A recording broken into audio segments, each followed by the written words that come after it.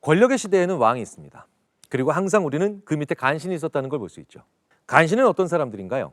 자기의 이득을 위해 거짓말하는 사람들입니다. 하지만 개소리쟁이들은 지금까지 얘기된 내용에 기초해 보면 간신이 아니죠.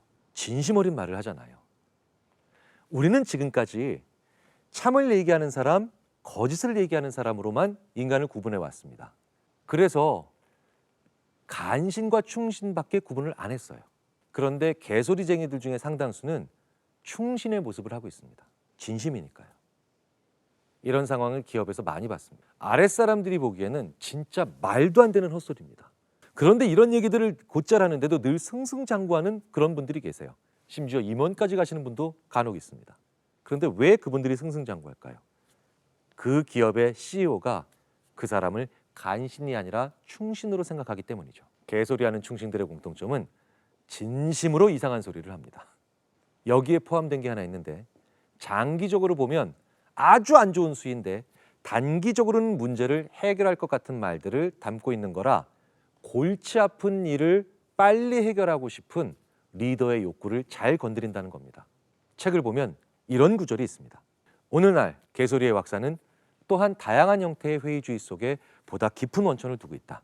회의주의는 우리가 객관적 실제에 접근할 수 있는 어떤 신뢰할 만한 방법을 가질 수 있다는 것을 부정한다. 이번에도 역시 실망시키지 않고 프랭크퍼트 교수는 어렵게 써놨습니다. 그런데 이 얘기를 좀 더 쉽게 풀이하자면 이런 말로 바꿀 수 있을 것 같습니다. 아무 방법 없으니 그냥 빨리 고민으로부터 벗어나자. 즉시 해결하자. 객관적 실제에 접근할 수 있는 어떤 신뢰할 만한 방법이 있을 거다 생각해 보면 문제를 깊게 들여다보고 길게 보고 장기적인 관점으로 생각하게 되잖아요. 그런데 그것에 대해서 그건 불가능합니다 라고 하는 건 무슨 얘기로 돌아가겠습니까? 빨리 고민으로부터 벗어나자. 즉시 해결하자 라고 하는 생각으로 갈 수밖에 없습니다. 잘 생각해 보십시오. 기업에서 이렇게 해도 이 문제는 해결 안 돼. 저렇게 해도 이 문제는 해결할 수 없어 라고 하면 사업체 포기하자, 해고하자, 이 문제는 덮자. 이런 안 좋은 해결 방안이 쉽고 빠르게 나오게 되어 있습니다.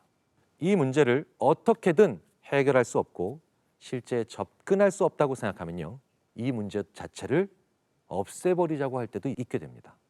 예를 들면 직원들이 대표에게 그냥 싸게 만들어 많이 팝시다. 이게 결국 대표님을 위해서 하는 일이에요. 회사를 위해서 하는 일이에요. 이게 제일 좋습니다. 여기에 뭐가 들어가 있습니까? 빨리 문제를 해결하자가 들어가 있죠. 이렇게 되면 고객들에게 사랑받겠다는 게 없어집니다. 고객들에게 좀 더 사랑을 받아야지라는 CEO의 생각이 점차 약해질 수밖에 없게 된다는 거예요.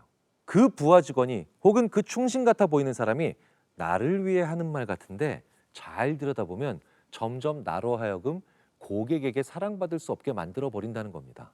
자, 그렇다면 어떻게 해야 될까요? 이렇게 개소리하는 충신을 무력화시키는 방법이 뭐냐는 겁니다. 페니 베이커 교수처럼 솔직해지라는 거예요. 나 고객에게 사랑받고 싶어. 왕도 마찬가지겠죠. 나 아직도 백성들한테 사랑받고 싶다니까?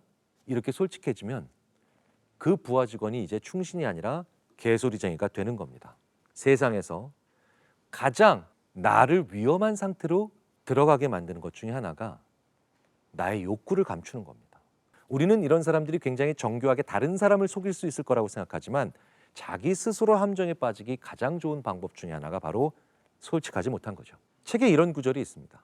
사람들은 대부분 자신들이 개소리를 알아차리고 거기에 현혹되지 않을 정도의 지각은 갖추고 있다고 꽤 자만하고 있다. 우리의 본성은 사실 붙잡기 어려울 정도로 실체가 없다. 다른 사물들에 비해 악명 높을 정도로 덜 안정적이고 덜 본래적이다. 그리고 사실 이러한 진정성 그 자체가 개소리다. 이젠 정신이 혼미해집니다. 너무 어려운 말이 많아서.